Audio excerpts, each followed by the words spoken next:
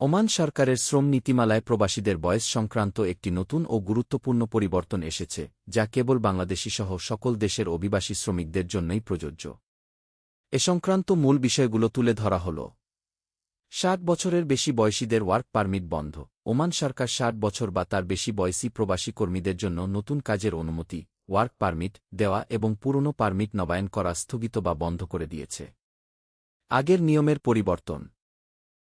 এর আগে ২০২২ সালের জানুয়ারি মাসে ওমান সরকার বয়সের এই সীমাবদ্ধতা তুলে নিয়েছিল, যাতে বেসরকারি খাতের কোম্পানিগুলো বেশি বয়সী ও অভিজ্ঞ বিদেশি কর্মীদের ধরে রাখতে পারে।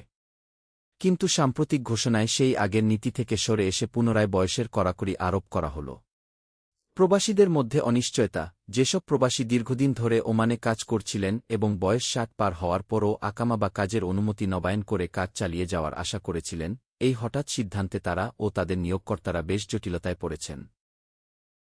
সংবাদটি নির্দিষ্ট করে কেবল বাংলাদেশিদের জন্য নয়, বরং ওমানে কর্মরত সকল দেশের প্রবাসীদের ৬০ বছর বা তার বেশি বয়সীদের ক্ষেত্রে প্রযোজ্য।